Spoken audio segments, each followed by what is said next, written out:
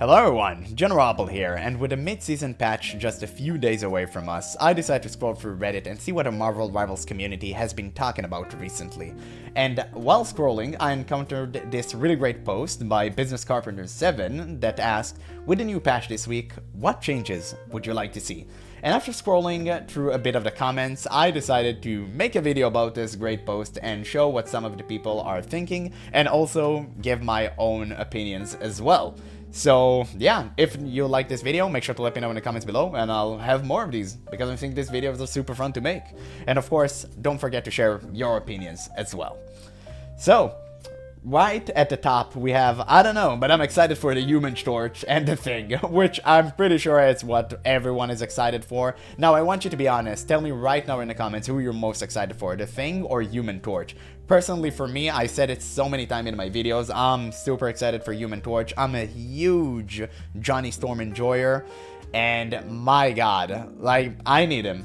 I need him in a game. He sounds amazing. All of his abilities were leaked. I'm not gonna spoil anything for you in case you haven't seen it, but he sounds amazing, I'll tell you that. I cannot wait for the reveal trailer. I really want to see how his abilities function in real time instead of just reading the text of how they work.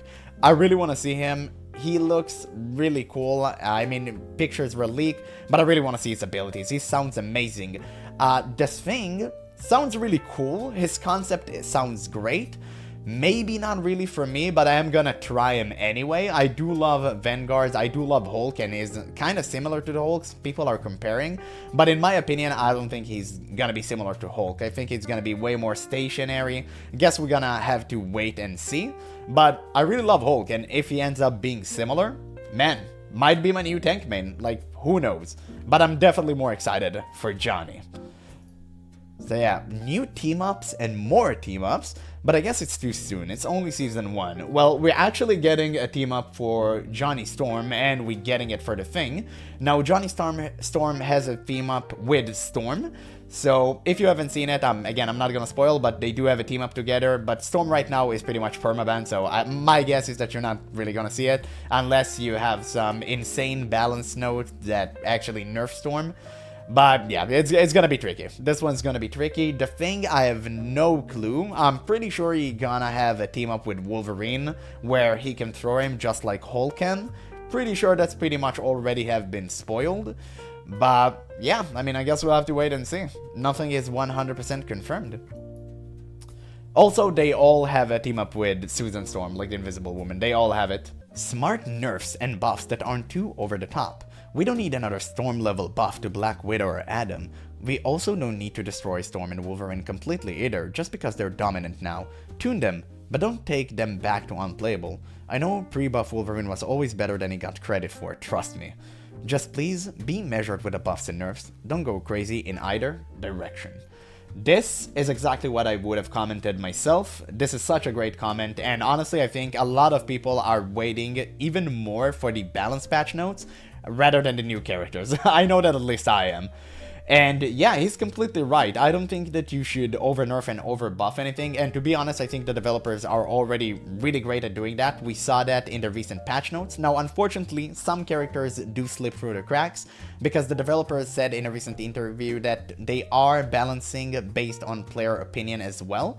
So that's why characters like Hawkeye, which used to be permabanned even though he wasn't that good, as statistics show, he wasn't that great, he ended up being over-nerfed, and now he's unplayable and nobody bans or picks him, because just too many players have complained that they don't like being one-shotted, which I completely understand. As a Hawkeye main, I am sad that he's right now unplayable, but I understand why they would do that. It's really not fun to play against a character that just one-shots you, and I get that, I just wish they didn't nerf the range so hard, because that truly made him unplayable. And with Storm, it's the complete opposite. She was really bad, nobody played her, you cannot do anything with her. A lot of people loved her, they loved her kit was always amazing and fun to play, but the strength just wasn't there. And then they ended up over-buffing her, they gave her crazy good buffs, and now she's pretty much permabanned, and you literally cannot play her above Diamond, where you get to ban heroes. It is what it is, it kinda sucks, but at least it's a good thing we have the pick and ban system, so we can soft balance the game as we wish. But yeah, I completely agree. The Wolverine buff, I have no idea why they gave him like 50 more HP, but I don't mind if they revert it, even though it's gonna be suck. Like, it's gonna suck. I think Wolverine will still be a top tier character because he's so great at what he does. It's actually crazy. So I completely agree with this comment. This comment is great, and I cannot wait for the patch notes, which of course I will review when they come. And when it comes to Black Widow, I honestly have no idea what they can do outside of completely reworking her weapon. I think that the decision to go with a sniper rifle was a huge mistake, and I'm really surprised they haven't learned from Overwatch case. And yeah, I mean, you could have just given her the Widow's Bite, like those pistol bracelet thing. That could have been so cool. Everyone would have enjoyed that. And I'm really surprised they decided to go with a sniper rifle, especially in a game such as this, where it's pretty much impossible to balance, because if you give her the opportunity to just one-shot people, she becomes a meta tyrant and instantly banned in every single game in Diamond and above, and just terrorize the lower ranks where you cannot ban. So we pretty much did nothing with that, because right now we're in a spot where she doesn't one-shot people, and nobody picks her, because the damage is just inconsistent. So you'd rather just pick literally any other DPS in the game instead of Black Widow. I'm pretty sure she never left the D or C tier list as a character, and yeah, this sucks, man. This sucks because she's such a favorite character. She's been in so many movies, so many people like her, including myself, and I would really like to play her if she had the Widow's Bite as a weapon. I think that would have been extremely dope.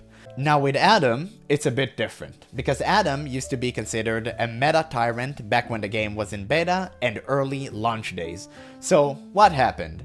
Well, I think people just got better in the game, and as they got better, they kind of realized that why you need resurrection when you can just not die in the first place. So it's way more efficient to just pick Cloak and Dagger, Invisible Woman, which didn't exist at the time, but you know, the same principle applies, or just pick Luna Snow and Loki to copy one of their ultimates, and just make sure nobody dies for at least 8 seconds. So yeah, I mean, there's really not a single reason to choose Adam over anyone. The resurrection is not that powerful in the first place. You only resurrect people with 100 HP, which is insane. The invulnerability period is so short, it's just laughable. I think it's less than half a second. You basically resurrect your allies just to die again a second later. This really sucks, and on top of that, it takes so long to charge. I think it's one of the longest ultimate to get in the game, so that really sucks. His heal is just inconsistent. It's a really good heal, like, don't get me wrong, his healing is great, but the cooldown is a bit inconsistent because it just takes too long.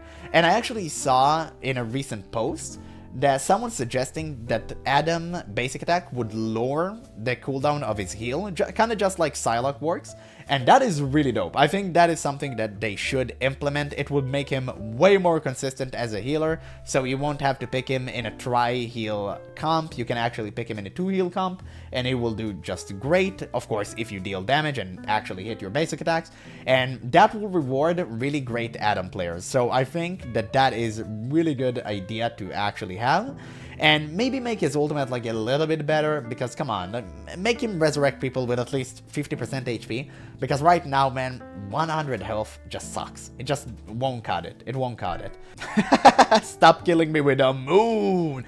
The moon! And this, well, to be honest, I think, well, it was bugged and they fixed the bug in a recent patch. He did kill you way too fast before, and I think right now it is kind of fast, but honestly, I wouldn't over-nerf it. I would have nerfed it just slightly, because before, his ultimate used to be so garbage. So garbage. He would have casted it, and unless you were stunned inside of it, you wouldn't have died. Like, you wouldn't even get damaged. His ultimate was so garbage before, so I'm actually glad his ultimate is good right now, even though right now is really good. You just hear the moo and you're dead. That's pretty much it. I would like to see the charge time for ultimates nerfed across the board, but definitely for C and D, Storm, Moon Knight, and Luna. Yes, King, yes! Speak your truth. That is so true. Holy, you don't know how annoying it is to face the triple heal meta constantly with Cloak and Dagger. Honestly, just ulting every single second. This is such a menace to play against, and it's not like it's the most broken thing ever. it's just really frustrating because you can't do anything for so many seconds. You just feel like you're wasting time. It should be way longer to charge. I don't know why they get their ultimate like literally every 30 seconds. It's actually insane. I think Luna charge time is actually fine. It's the duration of her ultimate that it's kind of bad. I would have made it like instead of 12 seconds, like make it 8 seconds or 9 seconds, something like that. I think that would have been like great if you're gonna nerf like the healing across the board. I think that would even things out, would be amazing. And in terms of Moon Knight ultimate generation, he does generate his ultimate pretty fast, but people are only complaining because his ultimate is so good. So you do really need to find that balance between charge time and how powerful the ultimate is. I think that is the goal that you should strive for. So if the ultimate is really powerful, like Groot, for example, I think the charge time should be higher. If the ultimate is not that impactful, then yeah, you can give it a shorter time. Kinda like Squirrel Girl. Now her ult is great now, but it's not like the craziest ult in the game, so you can afford to give her a shorter cooldown time for her ultimate. We do not deserve to lose elo when a teammate leaves before the first round is over. Also, nerf C&D ult.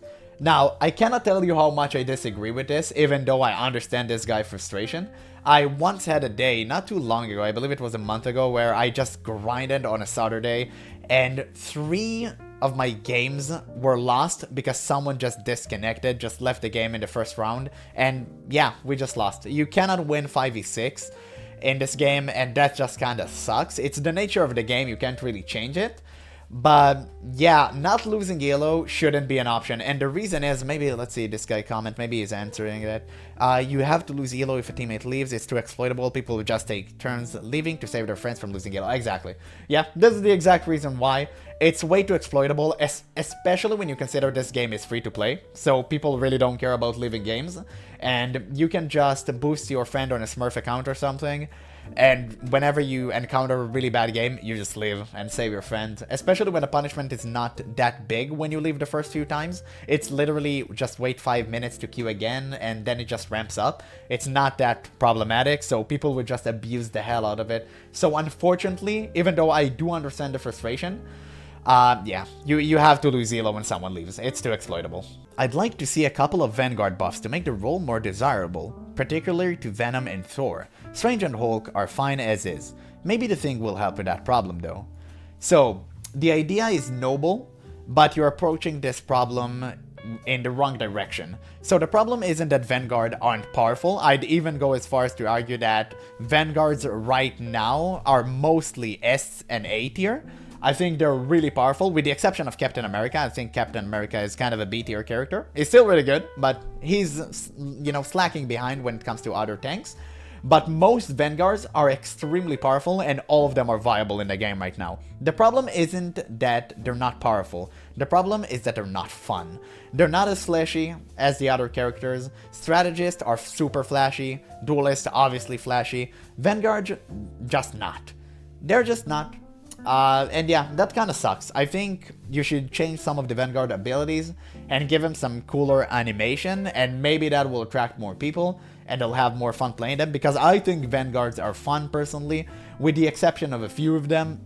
You know me, I'm a Hulk main, right? I think Hulk is really fun, jumping around constantly. I think that this is great. I think Captain America is also fun. I think Thor is great. But they could use some better animation, some poppy animation, and I'm pretty sure that will fix them. Just make tanks more fun, and of course for future tanks, just make popular character tanks, such as Captain Marvel. I really hope she's a tank. If she's a flying Vanguard, dude, I'm gonna main her. Like, no matter what, I'm gonna main her.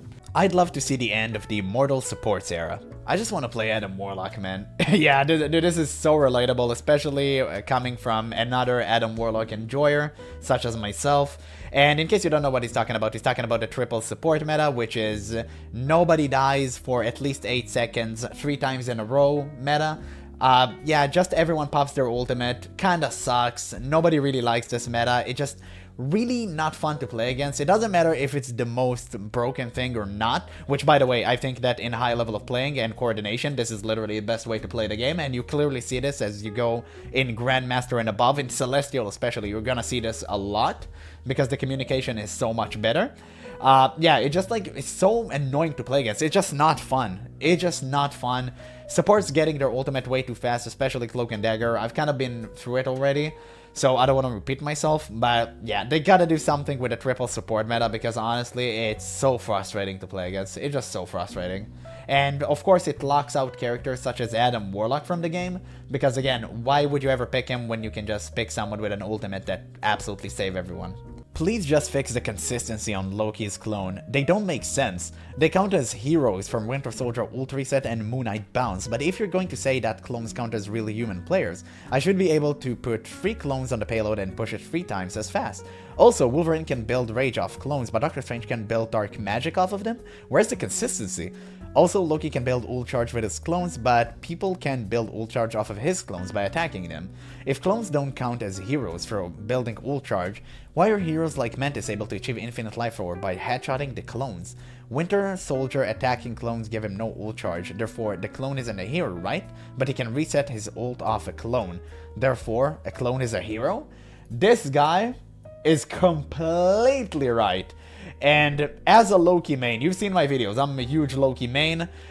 He's 100% correct. Consistency is such a huge issue with the game, and I definitely think they should fix it.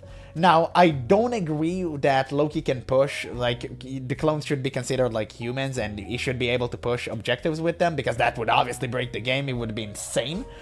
I think you can make an exception for that, but dude, why Strange can build Dark Magic, but Wolverine can build Rage? It's weird. It's weird, it's inconsistent, and they do really need to fix all of those small consistency issues, because they kind of throw off newer players. I mean, older players can always adapt. That's the good thing about, like, a good player, not necessarily older players, but people that play the game longer are usually just better.